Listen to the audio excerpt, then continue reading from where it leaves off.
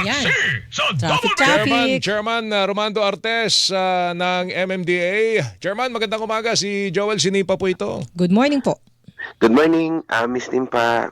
Good morning, Joel, at sa inyong tagapakinig. Magandang umaga. Kahapon kausap namin si GM Nick Torre at sinasabi niya lahat ng paraan gagawin para ewan ko, kaya pa natin tanggalin sa listahan ng TomTom Traffic Index po ang Pilipinas, pero number 1 po tayo ngayon sa pinakamalalang traffic dito po sa Asia.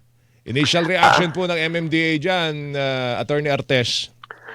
Una-una, hindi natin kasi alam kung anong methodology ang ginamit ng TomTom sa pagkuha nila ng datos at pag-analyze ng kanilang datos na nakuha.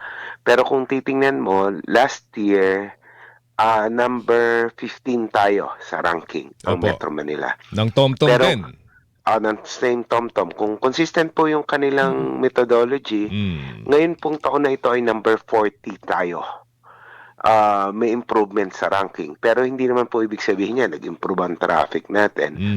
Pero kung ang titingnan mo ay yung resulta po ng pag-aaral ng TomTom,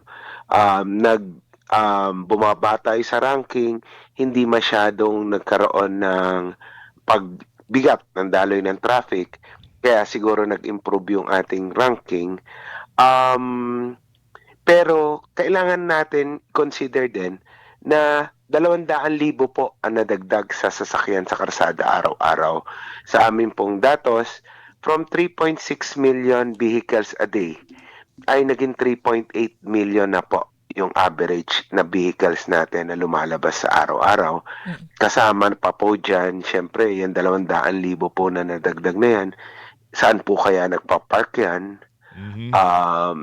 So marami pa pong konsiderasyon. Pero again, tulad nga po ng sinabi ni GM Nick Torre, kami naman po ay patuloy na naghahanap ng mga solusyon, nagsasimulate, nag-aaral at nag-implement po ng traffic mitigating measures na sa tingin po namin, hindi nga po namin maipangako na mawawala yung traffic because of the sheer volume po ng vehicles. Pero at least hindi na po lumala at kahit pa paano po ay maibsan yung daloy ng traffic po. Pero Chairman Artes, sa ngayon po, ano yung nakikita ninyo na immediate solution? Kasi nabanggit nga ho ninyo, dumami ang mga sasakyan. 200,000 daw eh. 200,000 na dagdag. So ine-expect natin, madadagdagan pa ulit yan. Lumalaki po pollution natin, dumadami yung mga tao sa Metro Manila, pero hindi nadadagdagan ng kalsada natin. Yun po. Talaga ano po, naman po na ang permanente pong solusyon dyan ay number 1, infrastructure, dagdag ng karsada. At kung hindi po madagdagan yung karsada, madagdagan po yung pampublikong transportasyon, yung mass transport po talaga. Dahil kung may option naman po yung ating mga kababayan na wag magdala ng sasakyan, for sure mas pipiliin po nilang sumakay sa pampublikong transportasyon. Opo. Example na po dyan yung bus carousel natin, tsaka MRT.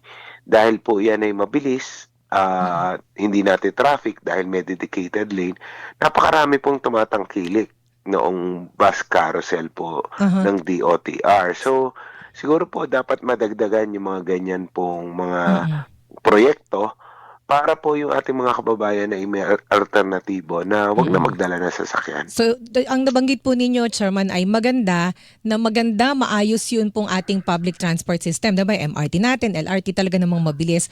Pero yung una ho ninyong nabanggit na kailangan natin additional infrastructure. Sa ngayon at sa mga susunod na taon, meron ho ba kayong nakita na plano na madadagdagan ng ating mga skyway o kalsada, di ba? Mga flyover. Meron naman pong mga gagawin tulad po ng mga improvements. Pero yun po kasi ay nasa DPWH. Pero sa pribadong side, yung connector po ng mga skyways natin, malaking bagay po yan. Pag napagdugsong po itong NLEX at SLEX, may portion na lang po na gagawin dyan para magkadugsong-dugsong sila. Malaking bagay po yun. Yung mga improvements din po sa ating karsada, tulad po nitong EDSA Rehab, siguro po nakakadaan kayo, yung mga natapos na pong portion ay makinis, na kahit pa paano makakapagpabilis po ng daloy ng traffic instead na bumabagal yung takbo mo dahil pag nakakita ka ng lubak, ay ngayon po medyo dire-diretso. At hopefully, natapos yan at yan naman po ay nagawa ng paraan ni Sec. Vince Dizon na magawa ng hindi nagsasara ng karsada. And hopefully, may mga bago pa pong maipatupad na mga like yung mga tulay po. May 3 tulay po na gagawin sa may Marikina area. Sana po masimulan at matapos kaagad. Ito naalala ko lang, Joel, kinukonsider ho ba ng MMDA at ng mga transport agencies natin na pabuksan yung PNR? Naalala ko na estudyante kasi kami, Joel.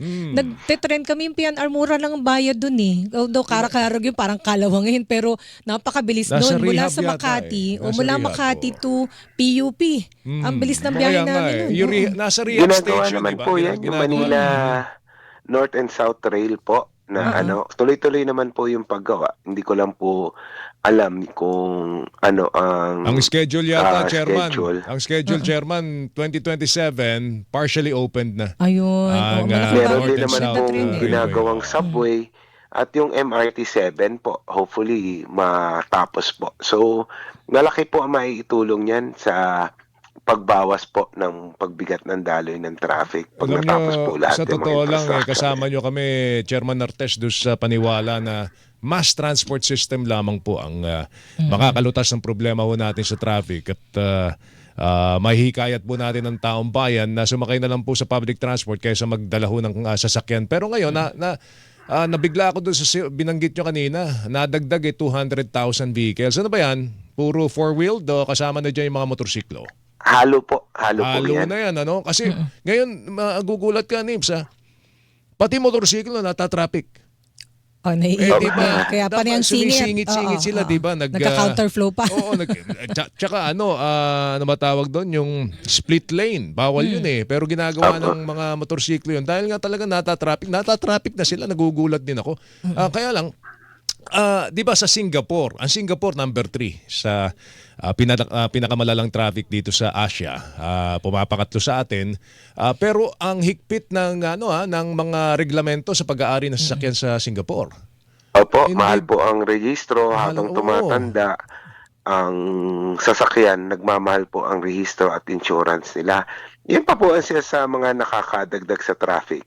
Yung po mga stalled vehicles at aksidente Ano ba? sa ating lansangan. So, lalong-lalo na po pag ang nasiraan ay malalaking truck na hindi po kayang hilahin kahit noong 50-tonner natin na mga wrecker, napipilitan pa po na maglipat ng kargamento dahil overloaded. Yung mga ganun po So ano ay bang nakakadagdag po talaga. Ano bang patakaran, Joel, Chairman Artes, dito sa atin? Pagka kung gaano nakatanda yung sasakyan, dapat bawal na sa lansangan? Kasi may nakikita talaga tayong karag-karag sa daan. Yun yung Ay, oo. na makakakos ng traffic kapag ka nga nasiraan, May mga di ba? panukala nga dyan, Nympha, na mahalan ng rehistro para ma-discourage na Well, So, ang kasama problema po ba po yan natin sa sa ganyang regulasyon, lagi pong sinasabi ng ating mga kababayan na anti-poor Ayun na naman. regulation yan. Kasi yan lang daw po yung kaya nilang biling sasakyan.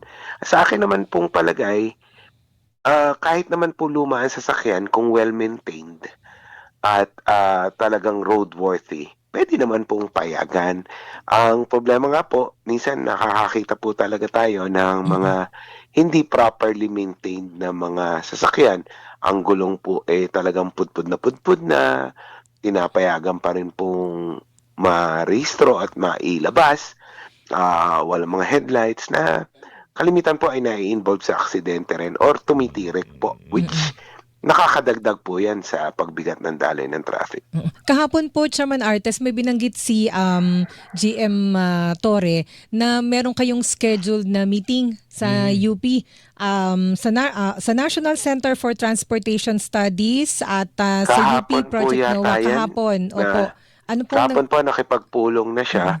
Although I will say na constant naman po yung communications namin with various sectors. In fact, involved po ang UPNTS sa paggawa po ng CTMP natin na funded ng JICA, yung Comprehensive Traffic Management Plan, Mm-mm. kung saan inaral po yung traffic sa Metro Manila. Mm-mm. May mga Pero- recommendations po dyan. Opo. Pero ito po kasi, si General Nick Torre po kasi, bagong GM natin, may mga bago siyang ideas, Mm-mm. may mga observations po siya na inaaral din po natin ngayon. Kaya nga po, welcome development yan dahil bagong perspektibo, Mm-mm.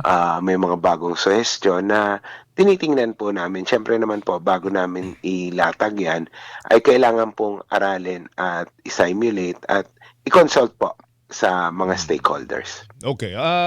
Actually, ang problema lang ni Chairman Artes Metro Manila, pero itong problema ng traffic Yeah. pati Davao meron May Davao. problema diyan. Cebu City In fact, ganun may din. mas mataas pa po yata na ranking kisa sa Oo, sa Metro Manila. Oo. Kaya At yun nga po, kahit pa paano po, nag-improve po yung ranking natin from 15 to 40 despite the additional vehicles na yung 200,000 po, substantial po yan. Sobrang substantial po Oo. increase yan. Pero despite that, I can say naman po na hindi po lumala yung traffic ng sobra. Okay, baka lang ma-explore natin ito kasi lahat na ng daan gumagawa na nga tayo ng daan sa ilalim names yung subway, Subway. diba? Tapos Pero yung matagal-tagal pa.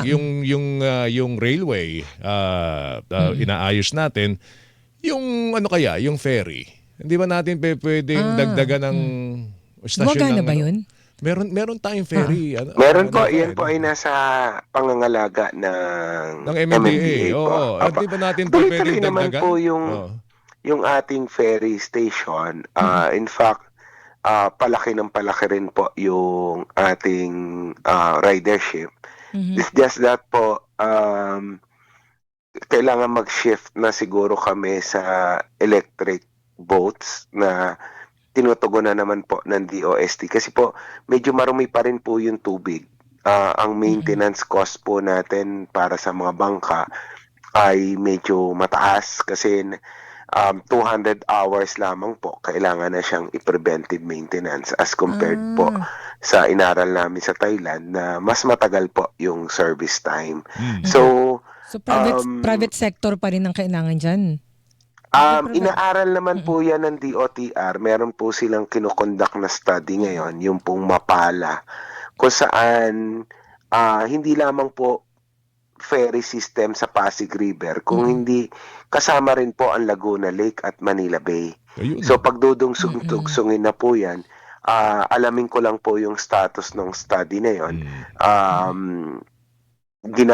Last year pa po nasimulan yan, yung study na yan, para nga po aralin yung viability po ng paglalagay po ng ferry station kasama ang Manila Bay at Laguna de Bay po. Alright. Buti na naalala mo yung Joel, ano? Ang ganda nga naman nun kasi naalala ko nun, nung Makati tayo nagko-cover. Oo. So, iikot ka pa para makarating ka ng yung Makati, pupunta ka ng Pasig. Or Di, ikot ka pa. Mandaluyong. O Mandaluyong. Diretso o may lang yan kung sa ferry. Yun lang nga sasabihin, ako, balansa na ang amoy mo dahil mabaho yung Ay, ngayon po ilog. naman, masasabi ko po na wala masyadong reklamo in terms of Buti naman. Okay. amoy po dahil malaki na po ang na-improve po ng Nalinis quality na. ng tubig ng Pasig River po. Amoy ilog na. Dati amoy At saka may nabubuhay na po mga isda. Ayun, Diyan, may- pwede na naman. tayo So, mamingwit. ibig sabihin po, nabawasan po yung toxicity and yung pollution po Ayun, dun so, sa Pasig River So po. hintayin natin ay kung ano yung mga i-announce ho ninyo sa mga susunod na araw para matugunan itong matinding